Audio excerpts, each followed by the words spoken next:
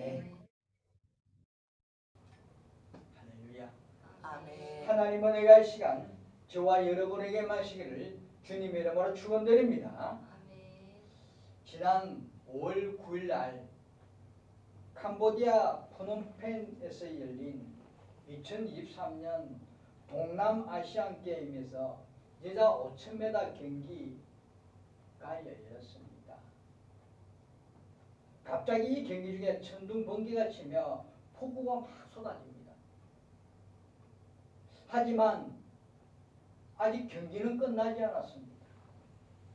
앞이 보이지 않을 정도의 폭우가 막 쏟아지고 있는데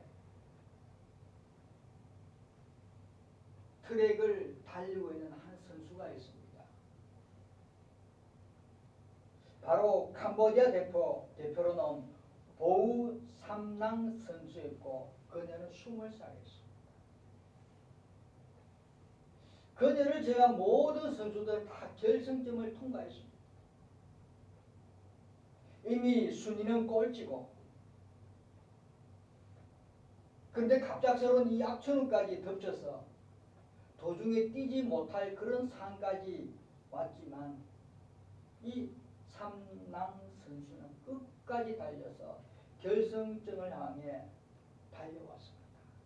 관중들은 그녀를 응원합니다. 그 결과 22분 54초의 기록으로 결승점을 통과했고 그제야 이 삼랑 선수는 복받치는 감정을 못 이겨 눈물을 흘립니다. 사실 삼랑 선수는 어려운 가정 형편의 운동을 시작해서 한 클레이 운동화만을 가지고 진흙과 아스팔트에서 훈련을 해왔습니다. 게다가 평소 빈혈에 시달렸고 경기 당일에는 코치가 출전을 만료할 정도로 컨디션이 좋지 않았던 것입니다. 최악의 여건을 모두 이겨내고 결국 결승점을 통과한 삼랑 선수는 이렇게 많은 사람들에게 이야기합니다. 빠르게 가든 느리게 가든 끝까지 포기하지 않으면 목표에 다다를 수 있습니다. 포기하지 않으면 목표에 이를 수 있다는 것을 보여주려고 끝까지 달렸습니다. 라고 많은 사람들에게 이야기합니다. 여러분, 우리들은 대충 보면 그건 불가능한 일이야, 무리야, 할 수 없어, 포기해라는 말을 자주 씁니다. 지금 우리들의 상황에서 우리들의 형편에서 우리들이 주어진 여건에서 좌절하고 있는 경우가 있습니까? 지금 이 시간이 원하고 있다면 지금 우리가 노력하고 있다면 지금 우리가 최선을 다해 극복하고 있다면 분명히 이루지 못할 꿈은 없을 것입니다. 힘들다고 아니면 늦었다고 절대 포기하지 마시길 바랍니다. 아멘. 포기하지 않는 한 우리는 인생의 완주자로 목표를 반드시 이루게 될 것입니다. 아멘. 에디슨은 이런 말을 남기습니다. 인생에서 패배한 사람 중 다수는 성공을 목전에 두고도 모른 채 포기한 이들이다 라고 말을 했습니다. 성공을 목표를 눈앞에 두고도 그걸 도달하지 못하고 포기하는 사람들이 대부분 다 실패한 사람이라는 것입니다. 우리는 눈앞에 목표가 와 있습니다. 목표에 와 있는데 포기하지 마시길 바랍니다. 분명히 뛰어넘으시길 바랍니다. 여러분, 신앙에도 포기란 없습니다. 좀 늦게 가면 어떻습니까? 천국에 들어가는 것이 중요한 것이 아닙니까? 천국에 들어가는 게 중요한 것이 빨리 가고 늦게 가고 그것이 중요한 것이 아니라는 것입니다.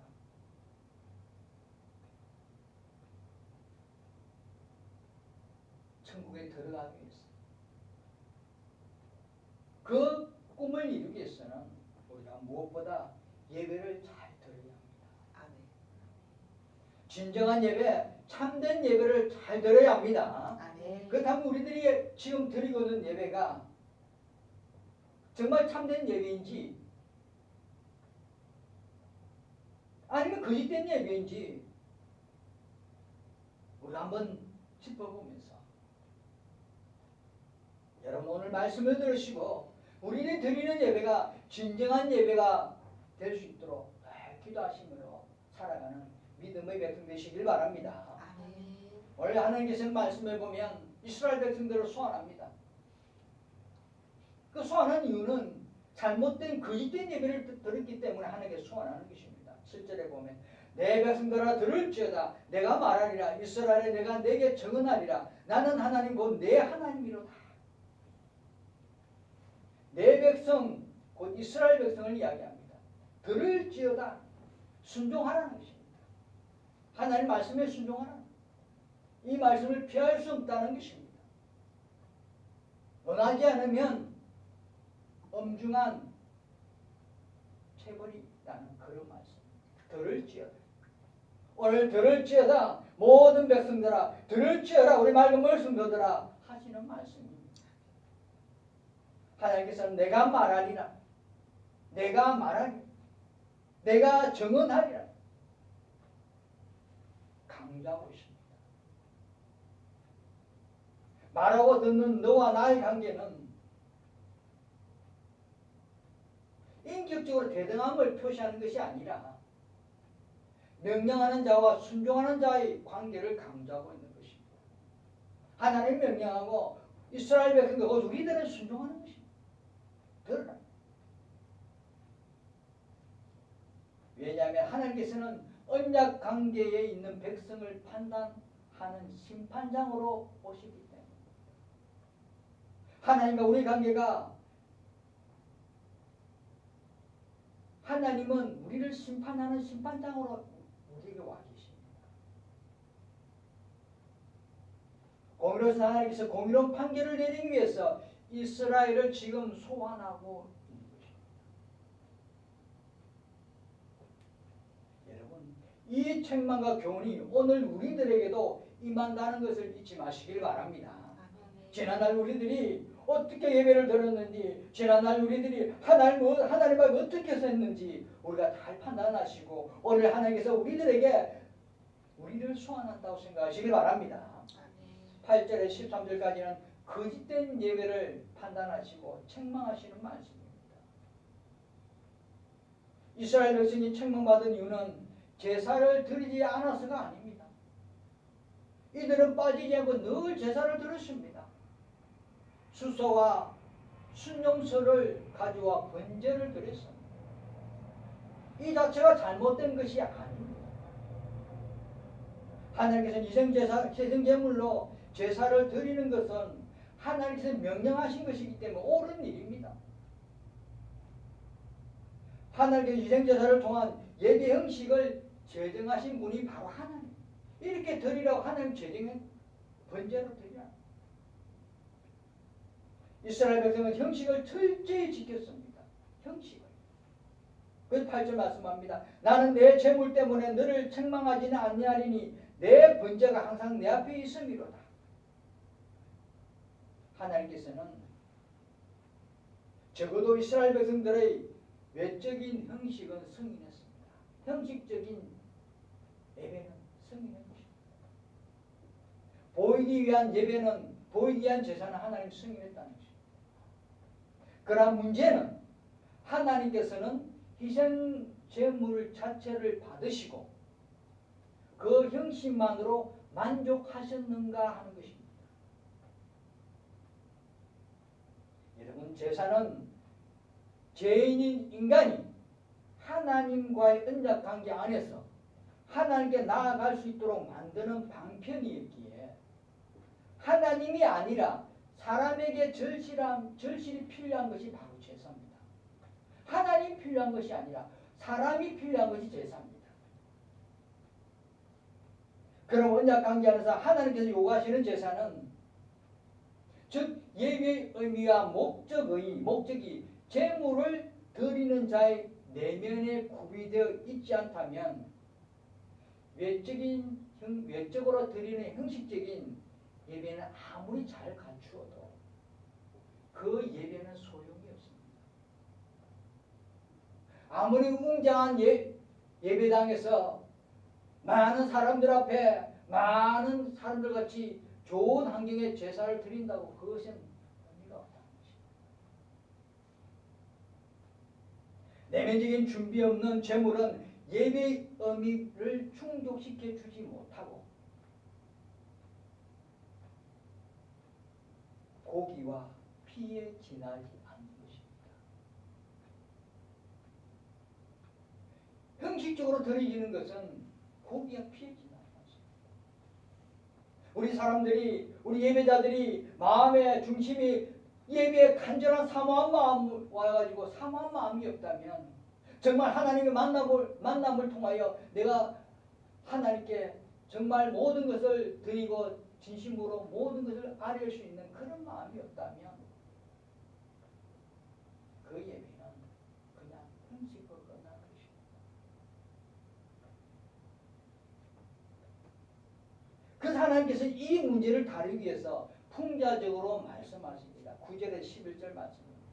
내가 내 집에서 수소나 내 우리에서 순념소를 가져가지 아니하리니 이는 살림의 짐승들과 무산의 가축이 다 내 것이며 산의 모든 새들도 내가 아는 것이며 들의 짐승도 내 것이미로다.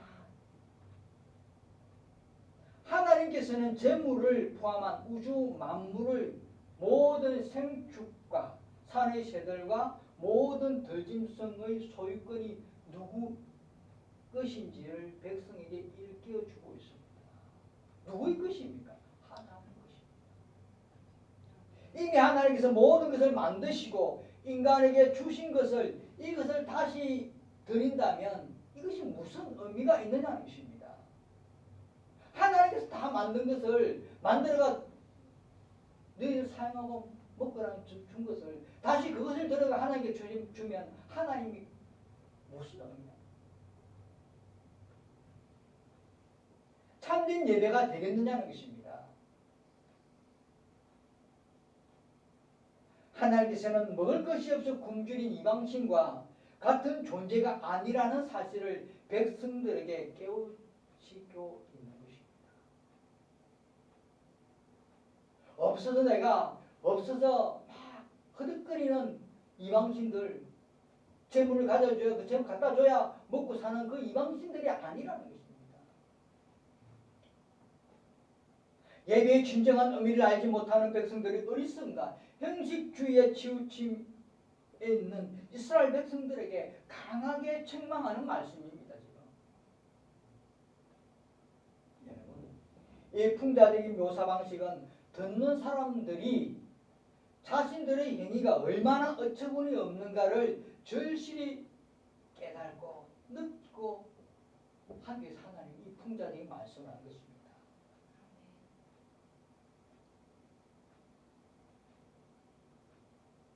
재물을 받고 또 흙이 져서 다른 재물을 기다리는 신이란 인간의 손으로 만든 우상분입니다. 우상들입니다. 먹고도 또 배고프다고 지금 재물을 가지고 그걸 먹고도 또 배고프다고 준비해달라고 가져오라고 하는 것은 우상들이 인간의 손으로 만든 우상이라는 것입니다. 하나님은 그런 하나님 넉넉하고 풍성하고 모든 것을 다 가진 하나님이십니다. 우리들이 가져다 주고 갖다 줘도 하나님은 거기에 미치지 못합니다. 제사를 통해 드려진 제물 그 자체를 기다리는 굶주린 신은 이미 신일 수 없습니다. 이스라엘 백성들이 하나님을 그런 신으로 취급했습니다. 그래 하나님께서는 초안한 것입니다. 들으라. 와서 들으라. 하나님 얼마나 답답했으면 얼마나 안타까웠으면 이제는 안 돼. 하나님 이스라엘 백성을 불러드립니다. 여러분, 이런 신은 물질적인 신이며 인간의 수준보다 나을 것이 없습니다. 인간이 만든 우상인데 인간이 생각보다 나을 것이 뭐가 있겠습니까? 하나님은 그 이름에 나타난 대로 어떤 분요? 전지전능하신 분이십니다. 아멘. 하나님은 우주의 주인이십니다. 아멘. 하나님은 창조주이십니다. 아멘.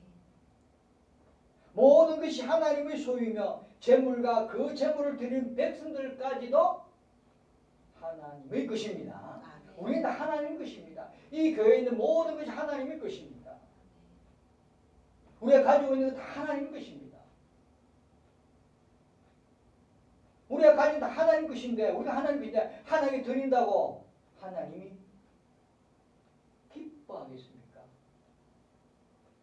하나님 만든 것을 도로 갖다 주는 건데 내 소유인데 내 소유를 다시 너희들이 가져서 내한테 준다고 그것이 무슨 의미냐? 이스라엘은 그거를 모르고 있다는 거지. 그렇기 때문에 하나님께서는 희생제물로 지정된 동물만이 아니라 온 살림의 짐승들과 무산의 가축들의 소유권을 주장하시면서 단지 물질적인 측면에서 드리는 제물이라면 거절하신다는 뜻을 명백히 오늘 밝히고 있는 것입니다. 물질적으로 드리는 예배는 하나님 받지 않겠다는 것입니다. 거절하겠다. 9절에 보면 가져가지 아니하리니 있습니다. 또 12절에 보면 내게 이르지 아니할 것은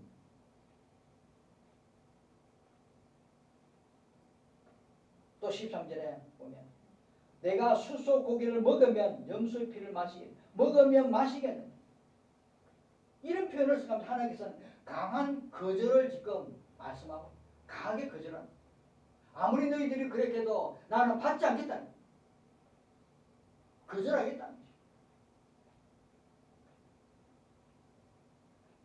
사랑하는 성도 여러분, 그렇다면 하나님께서 드릴 수 있는 것이 하나님께 드릴 수 있는 것이 무엇이겠습니까?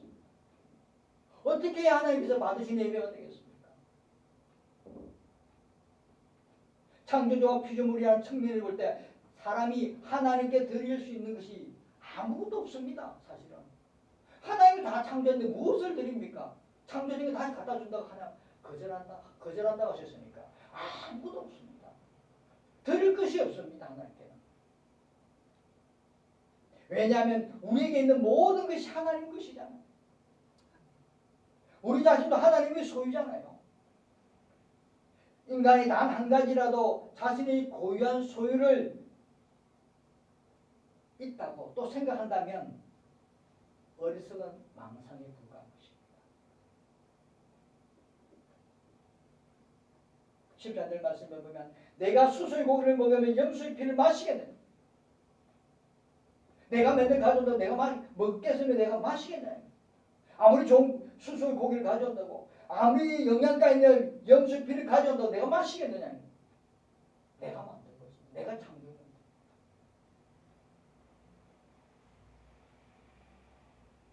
너희들이 제 것이라고 내 것이라고 아주 귀한 것이라고 아주 고급진 것이라고 가져온들 내가 그것을 마시겠냐. 너희 것이라고 주장하는 그것을 내가 먹고 마시겠냐. 착각에 망상이 빠지지 말라는 것입니다. 내가 열심히 일해서 내가 열심히 벌어서 내가 열심히 봉사자 내가 열심히 많은 사람 앞에서 일을 해서 하나님께 드린다고 하나님은 거기에 망상이 빠지지 말라는 것입니다.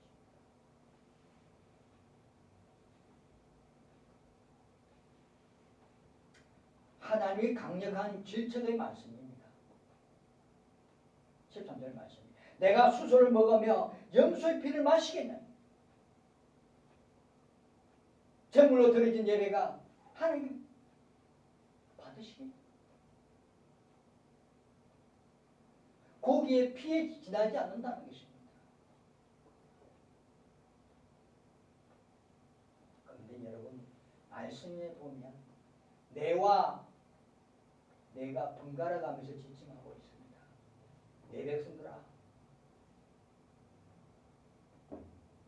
내 하나님, 내와 내가 계속 번갈아 이야기합니다. 말씀하시고 내는 분명히 이스라엘 백성 전체를 이야기합니다. 특히 하나님께 지칭하는 내 안에는 백성들 가운데 형식주의자들도 있고 위선자들도 있고 예배 중심, 예배 상징적으로 드리는 그런 사람들도 있고 물질주의자들도 포함되어 있다고 말씀하는 것입니다. 여러분, 사실 이런 위선적이고 형식적인 자들이 백성 전체를 오염시켰으며 예배의 의미와 목적을 뒤집어버린 사람들입니다. 이처럼 목적이 사라진 예배는 하나님을 더 이상 위험의 존재로 보지 않고 있는 것입니다. 이런 사람들이 예배를 주도하고 이런 사람들이 예배를 드리면 하나님의 위험을 존재를 다 보지 않고 그냥 일반적인 세속적인 신도로 생각해서 예배를 드립니다. 하나님 앞 진정한 경외와 두려움이 상실했음을 보여주는 말씀입니다.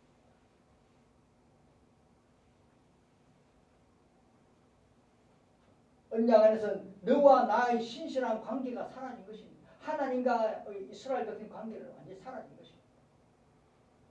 하나님 명령하고 순종하는 관계가 완전히 사라진 것입니다.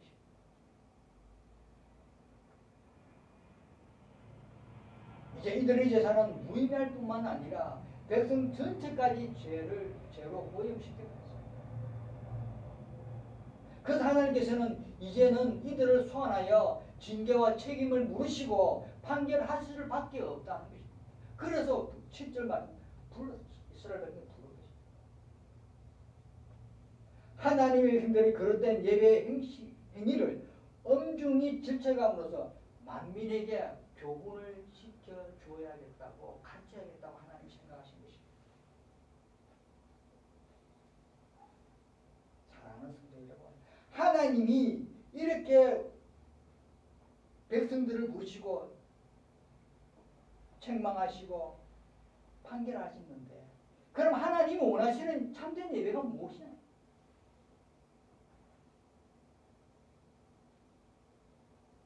제사 형식을 뜻깊게 하는 의미와 목적이 무엇이냐?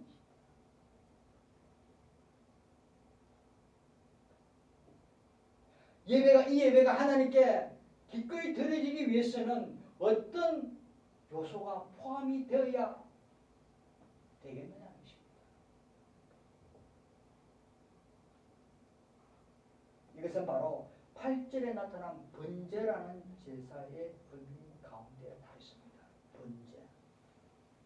번제란 제물을 온전히 불태워 그 냄새가 하나님께 상달되도록 한 것인데 그 본질적인 의미는 제사를 드리는 자의 온전한 자기 헌신, 자기 희생, 자기 포기를 뜻하는 것입니다. 번제가. 그래서 이스라엘 백성들이 완전한 헌신과 자기 분이 없는 형식적인 단지 형식만을 지켰기에 모든 제물과 제사가 의미가 상실해 버린 것입니다. 그래서 하나님께서는 이제 참된 예배가 무엇인지를 참된 예배를 드리는 의미와 목적이 무엇인지를 이제 마지막으로 교훈해 줍니다. 이스라엘 백성들에게 14절 15절 같이 읽습니다. 시작. 감사로 하나님께 제사를 드리며 지존하신 이에게 내 소원을 갚으며 환난 날에 나를 부르라. 내가 너희를 건지리니 내가 나를 영화롭게 하리라. 아멘. 온전한 제사는 감사와 서원의 갚음입니다. 제사 형식은 감사와 선의 행위를 표현하는 수단으로 필요할 뿐이지 온전한 예배는 감사와 서원의 수행이 없으면 안 된다는 것입니다. 감사와 서원의 수행이 없는 제사 형식은 의미가 없는 것입니다. 여러분, 제사 곧 예배는 영적인 문제이지 신앙의 차원에서 들어져야 하는 것입니다. 영적인 문제입니다.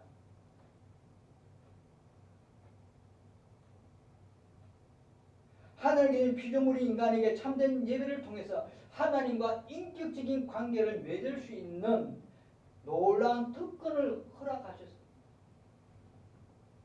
예배가 감사로 충만할 때 비로소 하나님과의 관계는 깊어지고 풍성하게 되는 것입니다.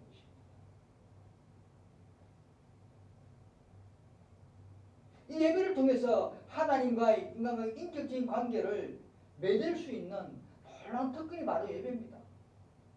그런데 예배를 통해서 우리가 그 예배가 하나님의 감사로 늘 충만해질 때, 감사로 이루어지고 감사로 예배가 들어질 때 하나님과의 끈끈한 관계가 이루어진다는 것입니다. 아멘. 감사로 드리지 않는 예배는 하나님이 무입니다.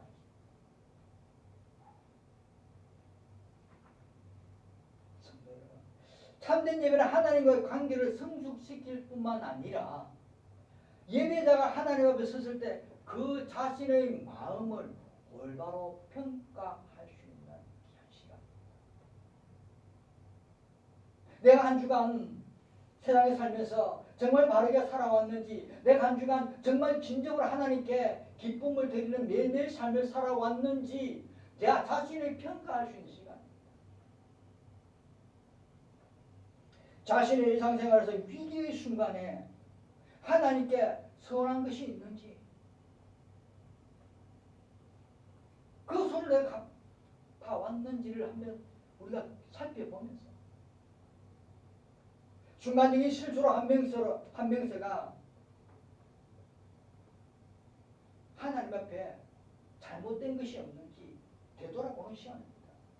서운한 것이 갚은 것이 없는지, 안 갚았으면 정말 내가 잘못했고 다시 갚으려고 마음도 다지고,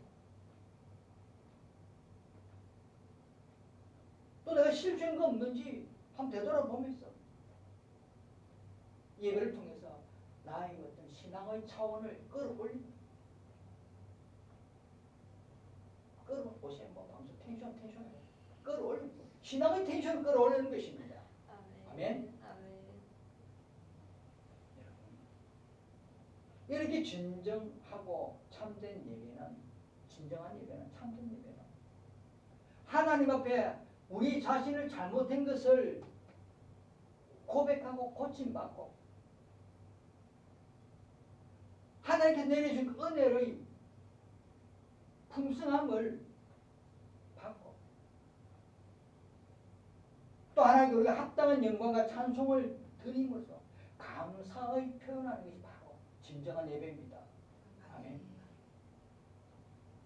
만약 우리들이 삶 속에 우리들이 지금까지 드렸던 예배 속에서 형식적인 예배를 드린 것이 있다면, 정말 드렸다면 이제부터는 우리들이 이 참된 예배의 뜻을 제대로 알고 참된 예배를 드림으로 하나님과의 어떤 밀접한 관계를, 돈독한 관계를 가지시길 바랍니다. 아멘. 신앙의 차원을 텐션을 올리시길 바랍니다.